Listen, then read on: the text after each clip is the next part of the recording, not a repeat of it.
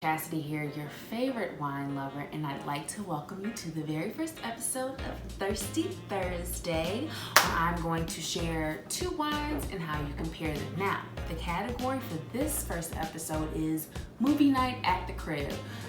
You're probably thinking, well, duh, like where else am I gonna go if I can't go to the movies? Yeah, I know. I mean, we're in a time right now that's very unique and it's different, but that doesn't mean we can't enjoy ourselves and take full advantage of the opportunity we have to learn new things and to do cool stuff. So tonight I'm going to share with you all two wines that I've been sipping on this week. Picked them up from the grocery store. They're both under 10 bucks. They're delicious, of course. And they're both primers for white and red wines on the drier side. Not completely, suck all the life out of your palate dry, but they are good if you are looking to move away from the sweeter red and white wines. So, to get started, before we go into what these wines are, I do want to just provide a little bit of wine etiquette, if you will, when you are tasting wine. So I like to think when I am tasting wine for the very first time of the 4 S's. That's see, swirl, sniff, and sip or swallow. Now, if you're tasting a lot of different wines, if you're at a vineyard or a winery, they have an option rather for you to spit out wines when you're tasting them. But for the sake of us being in the crib and, learning about different wines, we're going to, sip on the wines and swallow them tonight. So first thing, when you are tasting wine, you do want to see it. So I have a white piece of paper here. That's just an opportunity to look at the color of the wine. I'll get more into this when I talk about the red wine, but you're looking at the outer rim of the wine, but you're also looking at inside of the glass and really what the color is. Next, we'll put this on a flat surface and swirl. Also, shout out to Drinking in Style. Maya is a Chicago-based business owner. If you want more information on these beautiful glasses, I'll put them in wine notes that are going to be on my blog a little bit later. Next, you're going to swirl, and this is just an opportunity. You can do this with red and white wine to open up the wine so you can get more flavor of the wine, to add air into the wine. So when you think about an aerator or a decanter and swirling, all that stuff that happens, that's just adding air to the wine so it can open it up. So swirl a little bit, don't go crazy. Next, you're going to sniff. Really get your nose in the glass. Don't be afraid to do that. That's an opportunity to really smell the different aromas, the different fruit flavors that come in the wine. And then next, you're going to take a sip. Now on to the fun stuff. First wine I want to share with y'all is a 2019 Sauvignon Blanc. It is from Marlborough, New Zealand. And the fact about New Zealand is that they're known for their complex Sauvignon Blancs. What I love about Sauv Blanc is that it's a great entryway. It's a step up from those really sweet white wines. Again, no shade if you love your Moscato, if that's your jam. I'm just trying to put you on to something new, friend. Like, this one does have some sweetness to it, but you are going to get different green fruits. And when I give it a taste and a sniff, I'll be able to describe those to you. And something to know when you are tasting wine, especially in a group of people, wine tasting, friend, is subjective, meaning that what you smell and what you taste may not be the same thing I smell and taste. And that's okay. So we're gonna go through the 4 S's. We're gonna go ahead and give this a look-see. This wine, what I see is that it is golden on the outside, but it's also pretty translucent and see-through. It's like a pale yellow, which tells me that there's going to be some acidity to it. It could have some lemon flavors. This also could have been aged in steel. It might have been aged in oak, but I'm pretty sure this was aged in steel.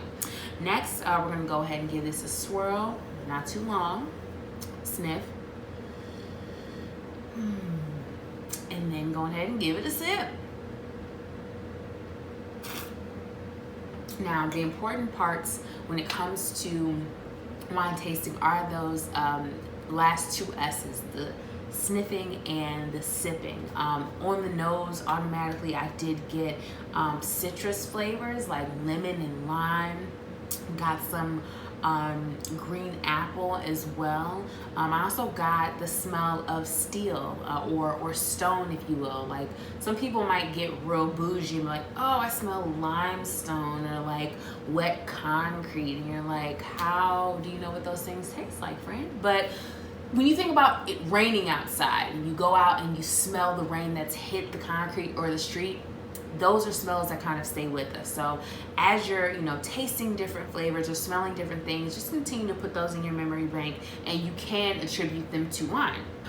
Like I said, on the palate, green apple, some honey. There is some sweetness in there. So if you are a fan of sweet white wines, this is a nice step up because there is some dryness as well. There's some acidity, which acidity in wine rather tends to make your mouth water and pucker up a little bit and give a little moisture. So like I said, this one is really good with lighter fare. So if you're chilling at home and you're watching something like Beyonce's homecoming concert or watch episodes of Friends from College, this is a light, fun-loving wine. I would actually snack on some like really salty popcorn with this. Glazed potato chips, a salty chip. This would be good with it. Also, if you're feeling fancy and run to the store and get some cheese, goat cheese, smear it on a baguette, bomb. Or if you're gonna kick it back and enjoy some cheddar cheese with some crackers, that's good too. Now, moving on to my favorite red wine.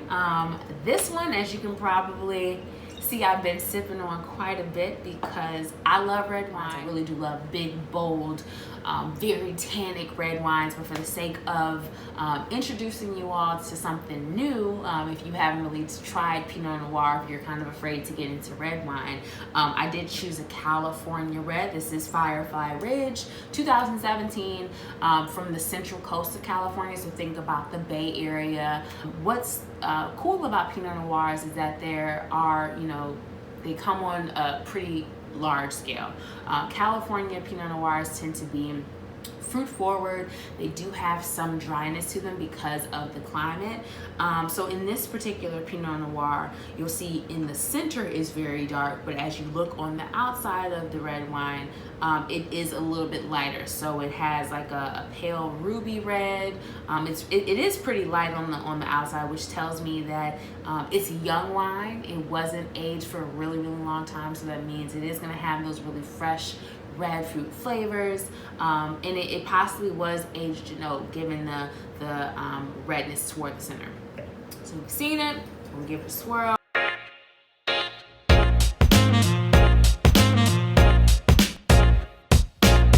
So this one is bright. It's fresh. I get there is really, really low tannin, so it's not completely sucking all of the moisture out of your mouth.